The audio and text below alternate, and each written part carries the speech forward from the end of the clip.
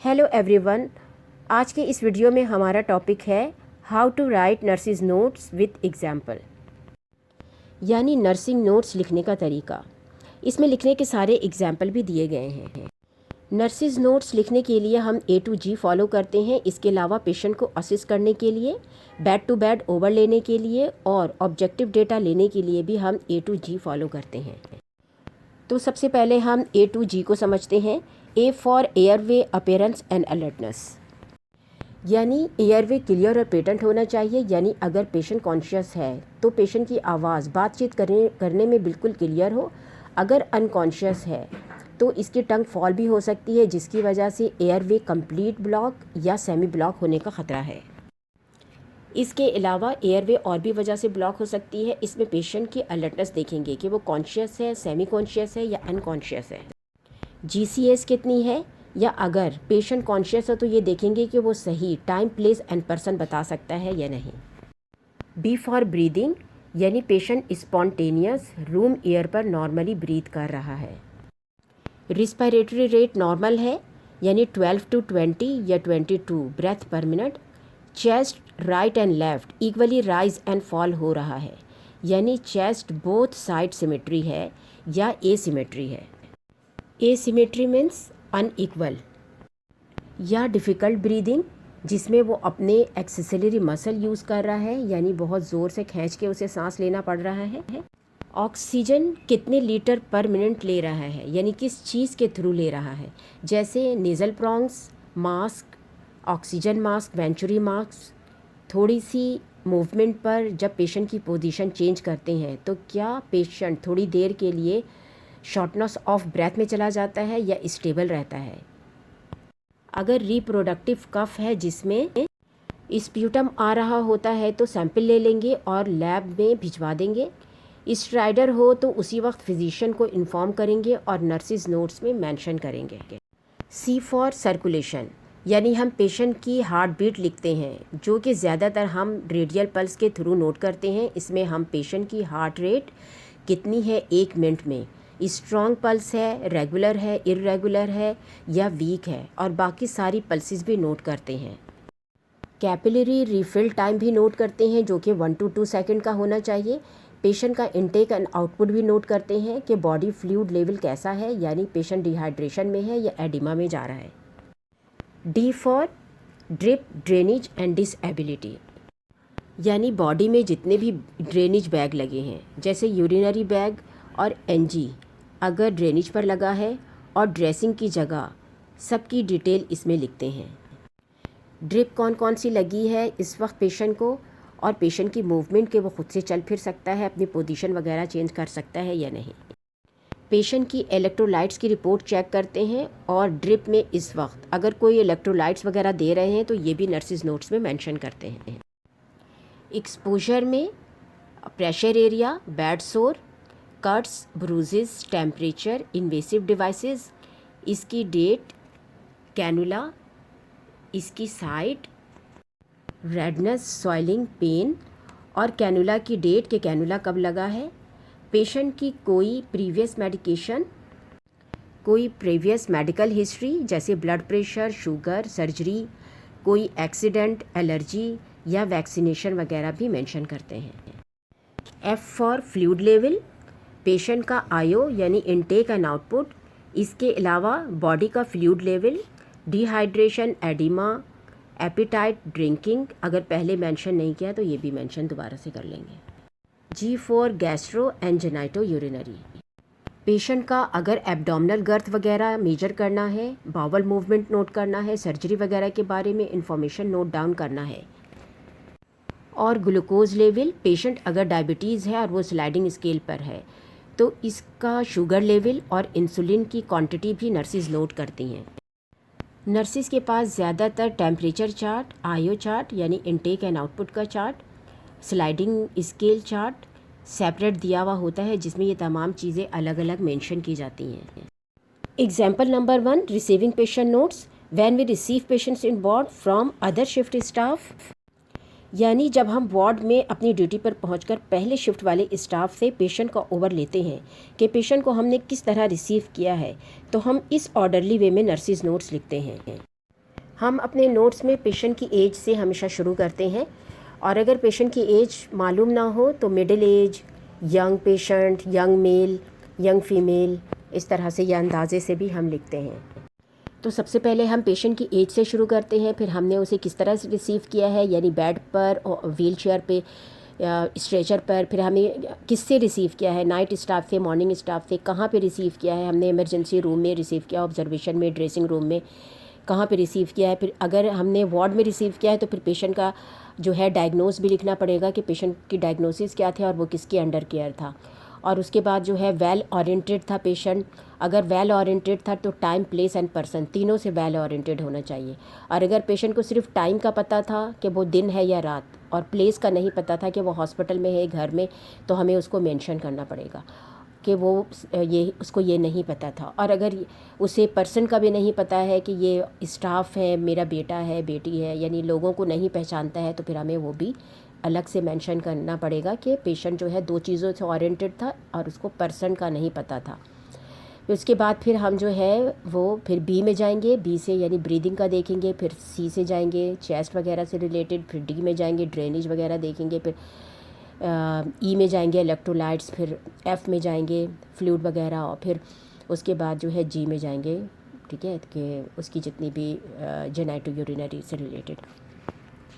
जैसे हमारा सबसे पहला है कि 50 years old mail receive lying on bed from night staff in observation room with the diagnosis of heart disease under care of doctor ABC, यानी doctor का नाम जो भी होगा। Well oriented, time, place and person, तीनों से oriented था। Breathing spontaneously in room air, ये हम ज़रूर लिखते हैं कि वो सही से ब्रीदिंग कर रहा था, ऑक्सीजन पे था या नहीं कर रहा था, डिफ़िकल्टी इन ब्रीदिंग के साथ था, तो हम ब्रीदिंग का यहाँ पे ज़रूर मेंशन करेंगे। फिर chest raise and fall, symmetry, अगर सिमेट्री नहीं होगी, एक तरफ से चेस्ट रेज एंड फॉल हो रहा होगा राइट या लेफ़्ट से, तो वो भी हम ज़रूर मेंशन करेंगे और लिखेंगे एसिमेट्री। फिर रिस्पायरेटरी रेट कितनी थी पेशेंट की, अगर बिल्कुल नॉर्मल थी यानी पूरा वाइटल साइन नॉर्मल था तो हम चेक्ड एंड रिकॉर्डेड लिखते हैं, हम फिर उसको मेंशन नहीं करते हैं नर्सिस नोट्स में। लेकिन अगर कम और ज़्यादा है तो हम फिर ज़रूर मेंशन करते हैं। जैसे यहाँ पर रिस्पायरेटरी रेट 24 है, 24 पर मिनट है, तो हम ज़रूर मेंशन करते हैं, क्योंकि 12 to 20 जो है वो नॉर्मल होती है और उससे ज़्यादा अगर होती है तो हम मेंशन करते हैं। 22 को भी इतना मेंशन नहीं करते, लेकिन 24 है तो हम ज़रूर मेंशन करते हैं। इसी तरह पल्स जो है इसकी 101 है तो हमने मेंशन कर दिया, वैसे 60 to 100 नॉर्मल होती है तो हम मेंशन नहीं करेंगे।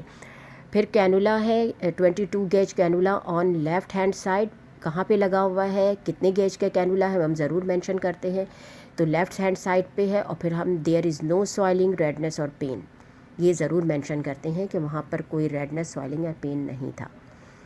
फिर इंजेक्शन 0.9% नॉर्मल सलाइन, यानी जो भी इंजेक्शन उसको जा रही है, कौन सी ड्रिप जा रही है, वो ज़रूर मेंशन करते हैं। उसमें क्या एडिड है, तो एडिड टू MEQ KCL है। 18 ड्रॉप्स पर मिनट से जो है उसको जा रही है ड्रिप, यानी 18 ड्रॉप्स पर मिनट इन प्रोग्रेस। और 16 गेज का कैनुला लगा हुआ है तो 16 गेज फॉलिस कैथेटर इन सिटू, यानी ज़रूर उसको लगी हुई है तो वो 16 गेज की है, ज़रूर मेंशन करेंगे। 50 ml यूरिन येलो कलर की है, यूरिन इन बैग, तो वो भी हम ज़रूर मेंशन करेंगे कि कितना ml यूरिन जो है वो इस वक्त बैग में था और किस कलर का था।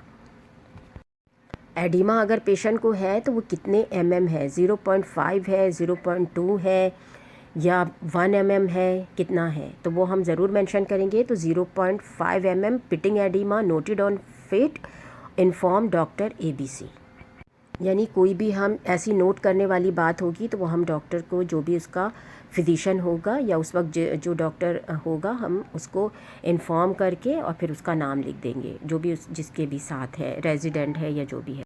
और लास्ट में अपनी इनिशियल्स, अपने नाम की इनिशियल्स और अपनी फुल डेजिग्नेशन कि आप क्या हैं, RN है, RM है आप, यानी रजिस्टर्ड नर्स हैं, सीनियर रजिस्टर्ड नर्स हैं, इंचार्ज नर्स हैं और सुपरवाइज़र हैं, जो भी हैं, लेकिन आपने सबसे लास्ट में डालना होता है। और अगर बीच में कोई भी जगह खाली हो तो उसको बिल्कुल नहीं छोड़ना होता है, वहाँ पे एक लंबी लकीर लगानी होती है, क्योंकि ये लीगल डॉक्यूमेंट्स होते हैं और खुदा न खास्ता अगर आपने बीच में जगह खाली छोड़ी है तो कोई बीच में कुछ भी लिख सकता है। इस वजह से आपने ये जगह बिल्कुल खाली नहीं छोड़नी है, आपने एक लंबी लकीर लगा देनी है।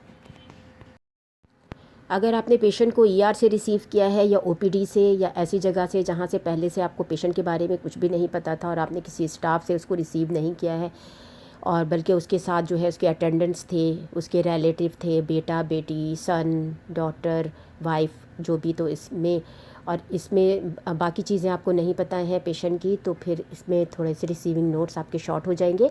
और इसमें जो है आपने लिखना है 42 years old male received lying on stretcher, wheel chair पर भी हो सकता है पेशेंट, जहाँ पर भी है। तो इन ईआर कहाँ पे रिसीव किया है आपने?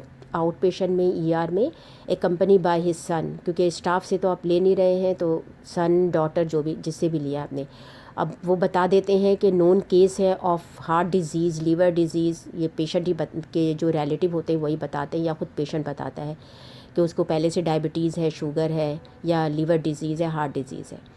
ऑन 4 लीटर ऑक्सीजन पर मिनट वाया मास्क, वो अगर ऑक्सीजन लगा कर आया है, पेशेंट इमरजेंसी में आया है क्योंकि, तो हो सकता है उसकी ब्रीदिंग जो है वो इतनी ज़्यादा सही ना हो जैसे हमने पहले लिखा है, ठीक है। तो इसमें अगर उसने ऑक्सीजन उसका लगा हुआ है तो हम इस तरह लिख सकते हैं। कितने लीटर पर मिनट पे है वो पूरा लिखना होगा, नेज़ल प्रॉन्ग से है, मास्क से है, वो हमें लिखना होगा। Chest raise and fall symmetry, ये तो हम हमेशा लिखते हैं चाहे वार्ड में हो या आउट पेशेंट में हो। रिस्पायरेटरी रेट 28 पर मिनट, ठीक है, यहाँ भी पेशेंट रिस्पायरेटरी रेट ज़्यादा है तो हम मेंशन करेंगे। पेशेंट किस तरह का था? अनकॉन्शियस है, तो हम उसकी GCS 13 आउट ऑफ 15, यानी जितनी भी होगी उसकी GCS वो हम लिखेंगे। तो अगर अनकॉन्शियस है तो हम जो है उसकी GCS लिखेंगे, कॉन्शियस है तो वेल ओरिएंटेड, जैसे पहले भी हमने लिखा है, वेल ओरिएंटेड वाला जो है पोर्शन वो हम लिखेंगे। Vital sign checked and recorded, बाकी वाइटल साइन जो थे उसके नॉर्मल थे तो वो हमने चेकड एंड रिकॉर्डेड लिखा है। इन्फॉर्म डॉक्टर जो भी थे XYZ, वो हमने उसको इन्फॉर्म किया, और फिर उसके बाद हमने एक पूरी लाइन लगाई है, जगह छोड़नी नहीं है, और हमने अपना इनिशियल और अपना डेजिग्नेशन लिखना है। Nursing notes for IM injection, IM injection लगाने के लिए हमने बिल्कुल इसी तरह से शुरू करना है जैसे नर्सिंग नोट्स के अंदर डेट एंड टाइम वगैरह लिखना है हमने। और फिर उसके बाद जो है 32 years old female came to injection room, कहाँ पे आई थी वो, कितने साल की थी। On wheel chair accompanied by her husband for IM injection. Voltaren, कौन सा इंजेक्शन? वॉल्ट्रन।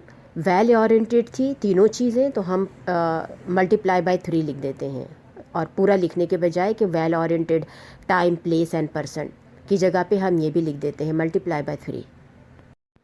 रिसीविंग नोट्स लिखने के बाद हम जिस वक्त आईएम इंजेक्शन लगा रहे होते हैं उस वक्त का टाइम डालते हैं, और फिर हम लिखते हैं इंजेक्शन वॉल्ट्रन कितना लगाया हमने, 75 mg, कहाँ पे लगाया हमने, at right upper gluteal region या upper right outer gluteal region, ये हम ज़रूर लिखते हैं। आईएम इंजेक्शन स्टैट, यानी हमने किस तरह से लगाया, फ़ौरन ही लगाया स्टैट ऑर्डर में, और किसने ऑर्डर किया था, ऑर्डर बाय डॉक्टर ABC, तो ये हम पूरा लिखते हैं। और उसके बाद जो है हम after injection teaching given about out side effects of injection, ये ज़रूर लिखते हैं क्योंकि हमने पेशेंट को अगर साइड इफ़ेक्ट्स के बारे में ज़रूर बताना होता है कि इस इंजेक्शन का साइड इफ़ेक्ट्स क्या है, तो इस वजह से हम ज़रूर मेंशन करते हैं कि हमने उसको साइड इफ़ेक्ट्स के बारे में बताया। और अप्लाई करना है ice eight injection site if needed, अगर ज़रूरत हो, दर्द हो, ठीक है, तो हम उसको कहते हैं कि आप आइस ज़रूर लगाइएगा, गर्म सिकाई नहीं करनी है। और फिर हम उसको फॉलोअप के लिए भी बोलते हैं कि अगर कोई भी ऐसी हो आपको ज़रूरत तो आप डॉक्टर के पास दोबारा आ सकते हैं। अगर हमने पेशेंट को वार्ड में ही रिसीव किया है तो हम बस यहाँ से ही शुरू करेंगे। Injection Voltaren 75 mg given at upper outer gluteal region, IM stat, order by doctor ABC, और फिर उसके बाद हमने जो भी इसको टीचिंग दी है, टीचिंग्स हम ज़रूर लिखते हैं। लेकिन फॉलोअप वगैरह तो इसमें पेशेंट ऑलरेडी हमारे पास है तो हम फिर फॉलोअप वगैरह नहीं लिखते हैं। और लास्ट में कोई भी गैप नहीं छोड़ना है, सब जगह पे लाइन लगा के अपनी सिग्नेचर करनी है जहाँ जहाँ भी जगह बचती है। Nursing notes for catheterization, 75 years old male received on wheel chair in OPD observation room with the history of urinary incontinence last 1 week, well oriented multiply by 3, यानी तीनों तरह से जो है ये पूरी तरह से ओरिएंटेड है, टाइम, प्लेस एंड पर्सन, तो हम इतना ज़्यादा लिखने के बजाय मल्टीप्लाई बाय 3 भी लिख सकते हैं। फॉर यूरिनरी कैथेटर, क्योंकि इसका यूरिन बार बार निकल जाता है, तो ये यहाँ पर आया है यूरिनरी कैथेटर के लिए। Vital sign checked and recorded, informed doctor ABC, और फिर अपनी साइन, क्योंकि जगह हमें नहीं छोड़नी है। और vital sign checked and recorded लिखेंगे क्योंकि इसके सारे वाइटल साइन नॉर्मल थे। अगर कोई भी इसके अंदर एबनॉर्मल होते हैं तो हम इसको ज़रूर अपने नर्सिंग नोट्स में मेंशन करते हैं, और अगर सब नॉर्मल है तो मेंशन नहीं करेंगे। यानी 8 बजे हमने पेशेंट रिसीव किया था और अब हम प्रोसीजर जो है वो 8:30 बजे करने लगे हैं, तो हम 8:30 बजे का टाइम डालेंगे। और फिर follies catheter 16 gauge done, ordered by Dr. ABC, urine sample collected for DR NCS, जिस चीज़ के लिए भी हम कलेक्ट करेंगे sample. Urinary bag attach to the Foley's catheter, 30 ml amber colour, यानी हल्का येलो कलर को हम एम्बर कलर भी बोलते हैं। Urine observed in urine bag, distilled water 10 ml instilled, inflate catheter balloon and secure urine sample send to lab. और फिर जगह नहीं छोड़ेंगे, वापस अपनी सिग्नेचर करेंगे। और हमेशा डिस्टिल्ड वाटर ही जो है हम कैथेटर बलून में डालते हैं, कभी भी नॉर्मल सलाइन नहीं डालते क्योंकि उसके क्रिस्टल्स बन जाते हैं। यानी सैंपल जब हमने भेजा था लैब में तो हमने 8:40 पे भेजा था, तो इस वजह से हमने उसका टाइम यही डाला है। 8:45 पे हमने जो है पेशेंट को टीचिंग देना स्टार्ट की, यानी teaching given regarding the catheter care, catheter को किस तरह से केयर करना है, पर्सनल हाइजीन पे, intake and output chart and follow up. तो ये तमाम चीज़ें हमने पेशेंट को बताई, और फिर जगह नहीं छोड़नी है, हमने अपना साइन करना है। Nursing notes for wound dressing. Wound dressing के लिए सबसे पहले हमें वुंड की टाइप्स देखनी पड़ती है कि हम कौन से वुंड की ड्रेसिंग कर रहे हैं। टाइप्स ऑफ वुंड में ऑपरेटेड वुंड हो सकता है, प्रेशर अल्सर वुंड हो सकता है, इन्फेक्टेड वुंड, बर्न वुंड और क्लीन वुंड। फिर हम टाइप्स ऑफ एंटीबैक्टीरियल सॉल्यूशंस भी देखेंगे कि हम कौन से सॉल्यूशन यूज़ कर रहे हैं वुंड के लिए, जैसे पायोडीन, chlorhexidine, silver nitrate, hydrogen peroxide, boric acid, 70% alcohol, acetate, acetic acid. Nursing notes for wound dressing. 44 years old female came to dressing room on wheelchair for wound dressing of diabetic right foot। यानी ये हम ज़रूर mention करेंगे कि कौन सा foot है, right foot है, लेफ़्ट फुट है, हैंड है या कोई और जगह है। जहाँ की भी ड्रेसिंग हो रही है उस जगह को हमने मेंशन ज़रूर करना होता है। फिर वुंड की सारी डिस्क्रिप्शन होनी चाहिए इसके अंदर, जैसे wound was beefy red with exudate present, यानी किस तरह का था, क्या क्या प्रेजेंट थी। Surrounding skin was intact with no redness, no drainage noted. Wound was 3 centimeter long multiply by 2 centimeter wide, यानी 3 centimeter लॉन्ग है तो वो हम पहले लिखते हैं, और 2 centimeter वाइड है तो हम बाद में लिखते हैं, लेकिन उसको पूरा पूरा ऐसा नहीं लिखते कि लॉन्ग एंड वाइड, तो हम मल्टीप्लाई करके इस तरह लिखते हैं। एंड 1 to 1.5 centimeter डीप, कितना डीप है ये भी लिखते हैं, ये भी मेंशन ज़रूरी है। यूजिंग स्टेराइल टेक्निक, यानी हमने कौन सा टेक्निक यूज़ किया है, clean technique, sterile technique, medical technique, जो भी हमने किया है वो उसको हमने मेंशन करना है यहाँ पर। और उसके बाद जगह छूट जाए तो फिर उधर अपनी सिग्नेचर करनी है। फिर वुंड को हमने किस सोल्यूशन के साथ किस तरह क्लीन किया है और क्या क्या चीज़ें किस तरह अप्लाई की हैं वो हमने पूरी डिस्क्रिप्शन यहाँ लिखनी है। The wound was clean with Pyodine, wash with 0.9% normal saline and packed with 4 multiply by 4 gauze, यानी पूरा स्क्वायर था गॉज का 4x4 का, वो हमने यूज़ किया है। मॉइस्ट विथ पायोडीन, हमने इस गॉस को जो है मॉइस्ट किया था, ठीक है, भिगो लिया था हमने पायोडीन के साथ। And finally dry sterile dressing was applied over the wound. अब जब हमने पैक कर लिया इसको पायोडीन के साथ, फिर हमने ड्राई गॉज जो है वो ऊपर वुंड के ऊपर अप्लाई किया, ठीक है, ड्रेसिंग के लिए। और फिर teaching given about daily sterile dressing, well balance diet and follow up. तो हमने टीचिंग ज़रूर देनी होती है पेशेंट को, और जिस जिस चीज़ की भी टीचिंग आपको लग रही है कि देना ज़रूरी है वो आपने देना है और मेंशन करना है। और फिर सिग्नेचर के लिए क्योंकि जगह नहीं बची थी इसलिए हमने नीचे वाली लाइन जो है पूरी ड्रॉ करके पूरी इसमें लाइन खींच के फिर हमने अपनी सिग्नेचर की, यानी जगह हमें कहीं भी नहीं छोड़नी है। Nursing notes for procedure. Procedures इस तरह के ज़्यादातर जो है वो डॉक्टर्स ही करते हैं, लेकिन नर्सिस जो है वो अपने नर्सिंग नोट्स में ज़रूर मेंशन करती हैं। For example spinal tap, biopsy, biopsy में फाइन निडल एस्पिरेशन हो सकती है, स्किन बायोप्सी हो सकती है, बोन मैरो बायोप्सी हो सकती है, इसके अलावा लंबर पंचर वगैरह, यानी इस तरह के बहुत सारे प्रोसीजर हो सकते हैं। Nursing notes for procedure. 34 years old female received on bed in procedure room for lumbar puncture, vital sign checked and recorded। ज़रूरी है करना, क्योंकि प्रोसीजर से पहले नर्सेज ज़रूर वाइटल साइन लेती हैं। अगर नॉर्मल है तो vital sign checked and recorded, और अगर कोई भी उसमें एबनॉर्मलिटी आती है तो वो इन्फॉर्म करना ज़रूरी होता है और मेंशन करना ज़रूरी होता है। प्रोसीजर ज़्यादातर डॉक्टर ही एक्सप्लेन करते हैं, ठीक है, और रिटन कंसर्न भी डॉक्टर्स ही लेते हैं, नर्सेज नहीं लेती हैं। हाँ, वो विटनेस पे साइन ज़रूर करती हैं, बट रिटन कंसर्न नर्सेज का काम नहीं है।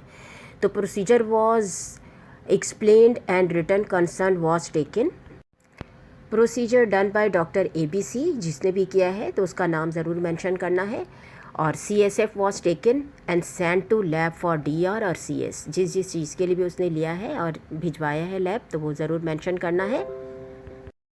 फिर प्रोसीजर के बाद हमने क्या किया और पेशेंट को किस तरह से हमने लिटाया, किस तरह छोड़ा, तो वो हमें मेंशन करना ज़रूरी होता है अपने नर्सिस नोट्स में। तो applied pressure and dressing to the puncture area and place the patient in comfortable position. और फिर उसी तरह से अगर जगह बच जाती है तो लाइन ड्रॉ करके अपनी सिग्नेचर करना है। इस तरह की वीडियो के लिए मेरी हौसला अफजाई करें, मेरे चैनल को सब्सक्राइब करें, मेरी वीडियो को लाइक करें और कमेंट्स करके ज़रूर बताएं कि ये वीडियो आपके लिए कितनी हेल्पफुल है, और अपने दोस्तों के साथ शेयर करें। Thank you for watching.